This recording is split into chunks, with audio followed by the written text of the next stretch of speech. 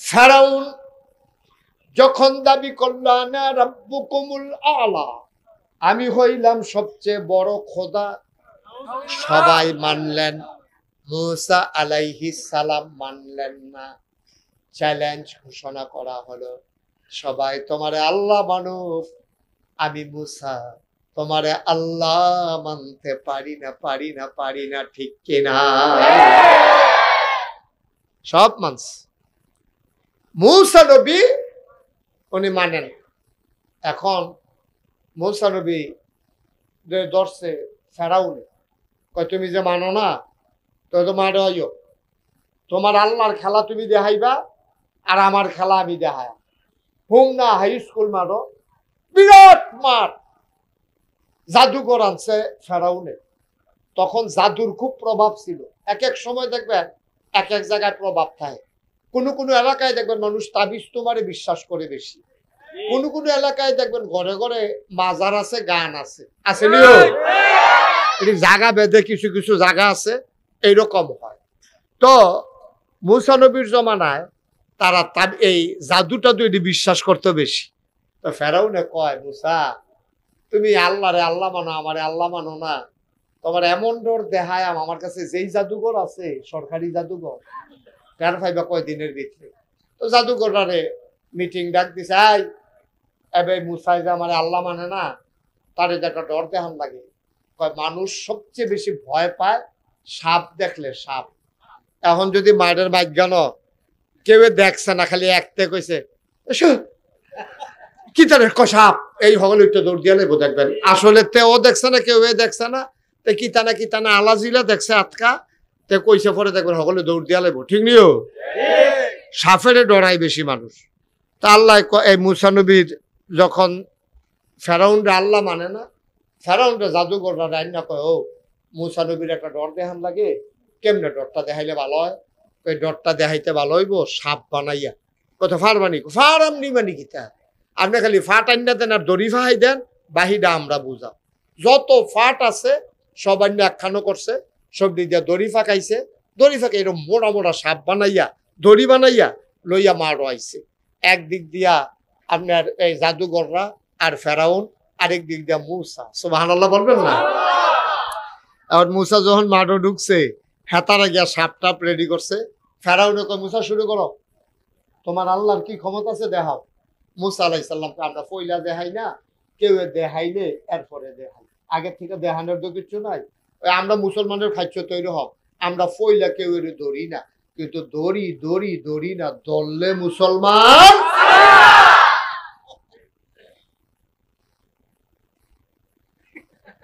আওয়াজ করেন না, আওয়াজ কম, খালি দুমদের আওয়াজ। আপনি আওয়াজ করেন কইলাম,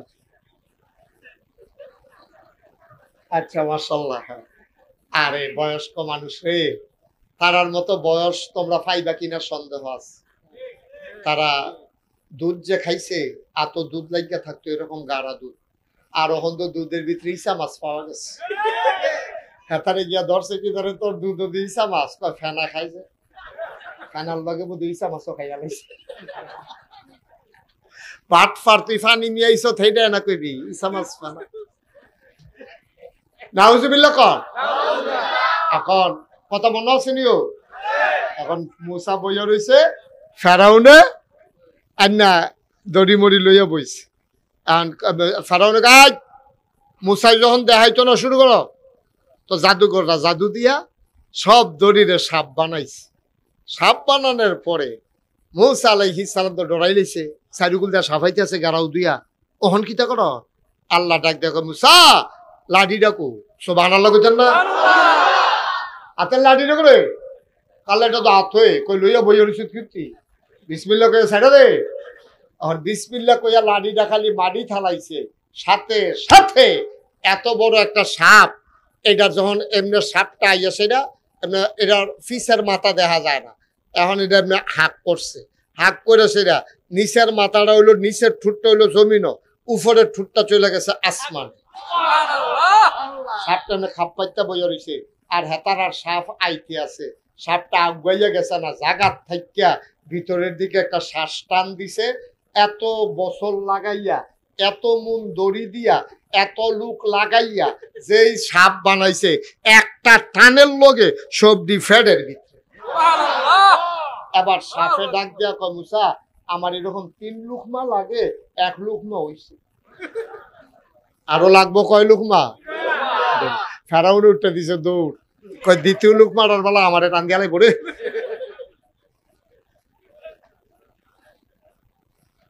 মুসলমান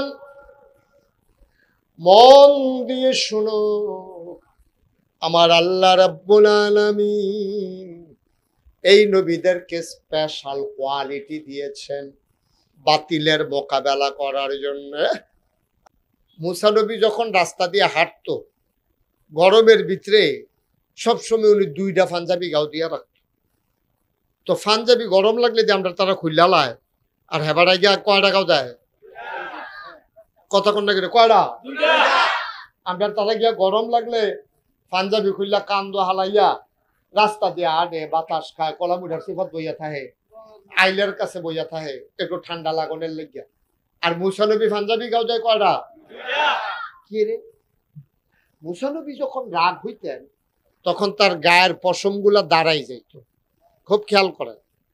একটা পাঞ্জাবি গাও দিলে এটার বাইরে দিয়া পশম দিয়ে দেখা যাইতো, ওই দ্বিতীয় পাঞ্জাবিটা গাও দিয়া খাড়ির না পশম গুলা এডিরে গুইডা রাখতো। সুবহানাল্লাহ কইতেন না?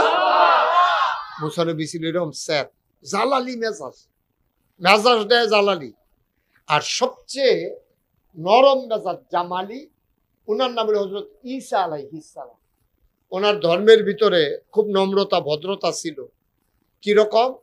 কেউ যদি একটা থাবড়া দিত কইতে বলে ভাই আপনি কি কোনো এত দুঃখ টুক পাইছেন, মনে ধরলে আরেকটা দেন। এটা হইলো তারা। এখন হেগুল হইলো একবারে গরম আর এগুল হইলো একবারে নরম। আমরা কোন মধ্যে পড়ছি? আমরা পড়ছি মধ্য। Yes, thank you. এই যে প্রধান অতিথি একেবারে জায়গা মতো খুব দিছে রে। হ্যাঁ, আমরা হইলাম মধ্যম প্রকৃতি, যেহেন নরমের নরম, যেখানে গরমের রুহামাউ বাইনাহুম। আমরা একজন আরেকজনের লগে দেওয়া হইলো কই জায়গাটা খাওয়ায় মুসলমান। আমার বাড়ি বাউনফার, আপনার বাড়ি হুমনা, এতে কোনো আসে যায় না। আমরা মুসলমান একখানো দেওয়া হয়েছে, কামড়াকে একজন আরেকজনের লেগে কই জায়গাটা দিয়ালা। আর কাফের যখন সামনে পড়ছে এটা ঘরের লগে বাড়ি, এটা সাউন্ড যেত না। কাফের ফাতা করে খুব দিয়ালা। কি হুদুদি না বা যখন ইসলামের বিরোধিতা করো, ঠিক কিনা কও? যুদ্ধের ময়দানে নামলে আবার চাই আজ বাজ্যা নিখি শুরু করে নাও, এইটা না। এটা হলো যুদ্ধ যখন লাগিয়া যাইব গা, তখন আমরা 15-20 টাকা দিয়ে আলি গণনের সময় নাই, ঠিক কিনা কও? সুতরাং আমরা হইলাম মধ্যমপন্থী মানুষ। এই জন্য যখন আমাদের নবীর আলোচনা আসে, তো এক একজনের এক একটা জিনিস দিছে, এটা তো আমি কইছি। মুসা নবীরে দিছে জালালি মেজাজ, সাংঘাতিক জালালি। আবার এবার কিছু আল্লাহর অন্যান্য নেয়ামত দিছে। আমি তো আপনাদের মাহফিলে আজকে আমাদের এই যে কি নাম না গ্রামে বাগমারা, আমার আদরের কবির হোসেন, আমাদের এই হোমনা উপজেলা নাগাইশ দরবারের প্রতিনিধি কবির হোসেন, আমি আসছি এই জন্য দৌড়েই আসছে। কবির চিনেন না আপনারা?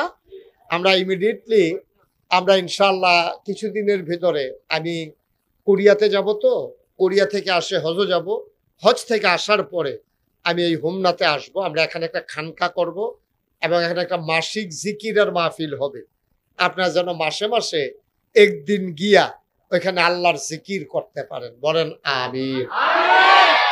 দরকার আছে নাকি না? তো যেই কথাটা বলতেছিলাম, তো এক এক নবীর তো এক একটা জিনিস দিছে। মুসা নবীর একটা সাংঘাতিক জিনিস দিছিল, হাতের একটা লাঠি, ছড়ি। এখন এই ছড়িটা এবারে যখন যেই বিপদ পড়ছে, এই মুসা নবী এদের এই কেমন লাগাইছে।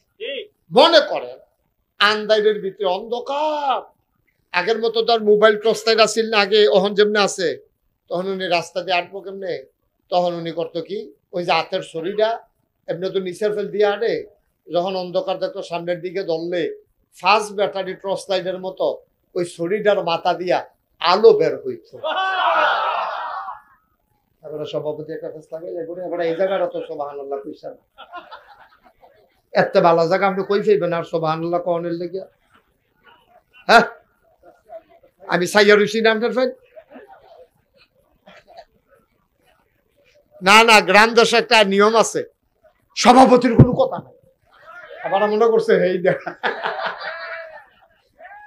কথা আছে, লইয়া ফটন কথা কইয়া, এটা 2-3 বার কোন লাগলো, আপনার মতো একটা বুঝার মানুষ